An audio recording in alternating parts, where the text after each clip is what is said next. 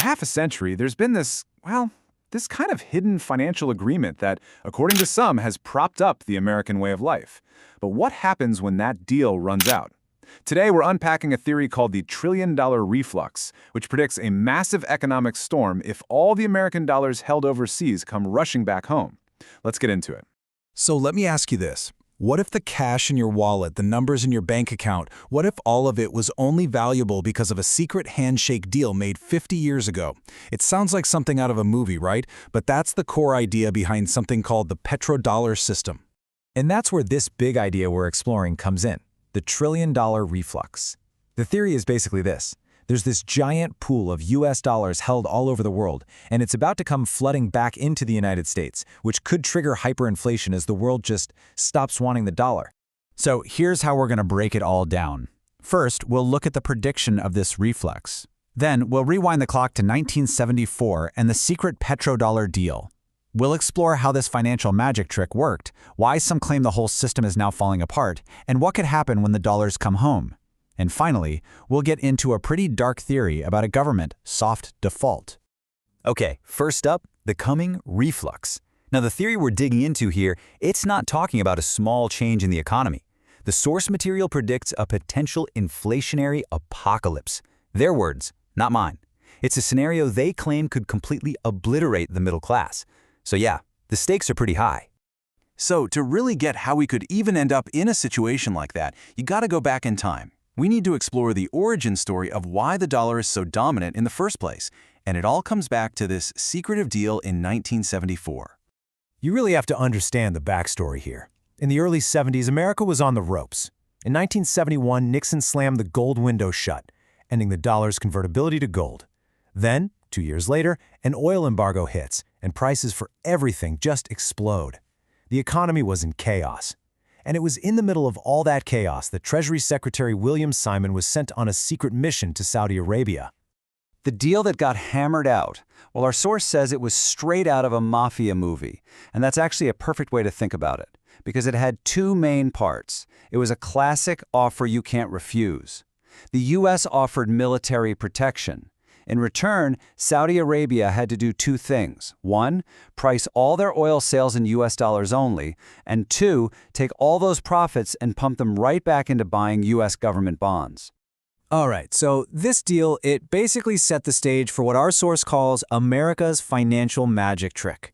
This is the part that explains how this whole system gave the United States this unbelievable advantage for 50 years, basically letting it print money without facing the consequences at home. And here's how it worked. It created this thing that the source calls a perpetual motion machine, and it's actually pretty simple when you lay it out. Step 1, every country in the world needs oil to function. Step 2, oil could only be bought with US dollars. So, step 3, every country in the world needed a constant supply of US dollars. This created a permanent, artificial demand for our currency. And then the final step, all those dollars just circled right back to the US to fund government spending. So when you boil it all down, the trade-off looks something like this. And according to the theory, it was, well, pretty lopsided. For decades, the rest of the world sent America real stuff, cars, electronics, clothes, resources. And in exchange, what did America send back? It sent back pieces of green paper that it could print as much of as it wanted. So, what's the result of all this? Well, today, you've got trillions, and I mean trillions, of US dollars floating around outside the United States. These are often called eurodollars, which is just a fancy term for a U.S. currency held in foreign banks. The source has this amazing analogy for it. It's like a massive lake of water held back by a giant dam. As long as the dam holds, everything is fine. Okay, so we've got this massive dam holding back all these dollars. For 50 years, it's been pretty solid. But what if it wasn't anymore? That brings us to our next section. Because according to this theory, that 50-year-old dam is finally starting to break. And here are the cracks in the dam that the theory points to. First off, there are reports that Saudi Arabia has let that exclusive 1974 deal expire. They're now openly talking about selling their oil in other currencies like the Chinese yuan. On top of that, you've got the BRICS nations, Brazil, Russia, India, China, and others, actively building their own payment systems to cut the dollar out of their trade entirely. And this really points to a bigger tectonic shift happening in the world. The sources we're looking at claim that the whole economic center of gravity is moving, that the BRICS countries now produce more real economic output, actual stuff, than the old guard G7 nations. This is a huge change to the global balance of power. So, what happens if the dam actually breaks? What happens if that global demand for dollars just dries up? This is where we get to the heart of the theory. What happens when all those trillions of dollars finally come flooding home? The theory goes like this. Think about it. If you're a foreign country and you're holding a ton of cash that you think is about to lose its value, what do? You don't just sit on it. You get rid of it. You try to swap it for something real, something tangible before it's worthless. And that means a global fire sale of dollars to buy up U.S. assets, farmland, real estate, entire companies. So what does that actually feel like for you and me living our daily lives? Well, suddenly you've got this tidal wave of new money washing into the country, all chasing the same amount of stuff. And that, my friends, is the textbook recipe for hyperinflation. It means a loaf of bread that costs $4 today could suddenly cost 20. Your t-shirt, $50. A new iPhone, maybe $5,000. Yeah, our source does not pull any punches here. It calls this potential outcome the absolute third-worldification of America, arguing that the standard of living would just plummet because the country simply doesn't make enough real stuff anymore to soak up all that returning cash. And that leads us into our final section, and honestly, it's probably the most unsettling part of this whole theory. It's the idea that maybe, just maybe, this isn't all an accident. To even begin to understand this, you have to just look at this number. $35 trillion.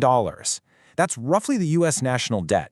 It's a number so big it's almost meaningless, and it's pretty much impossible to pay back in the usual way. So that leads to a really weird question, right? Why in the world would any government ever want its own money to become worthless? It seems completely insane. Well, here's the cold, hard logic that the source lays out. It's something called a soft default. Look, if you owe someone $35 trillion, and then you cause an inflation that makes every one of those dollars worth half as much, guess what? You've just effectively wiped out half of your real debt. It's a brutal way to get out of debt, and it completely crushes anyone who is responsible and saved their money.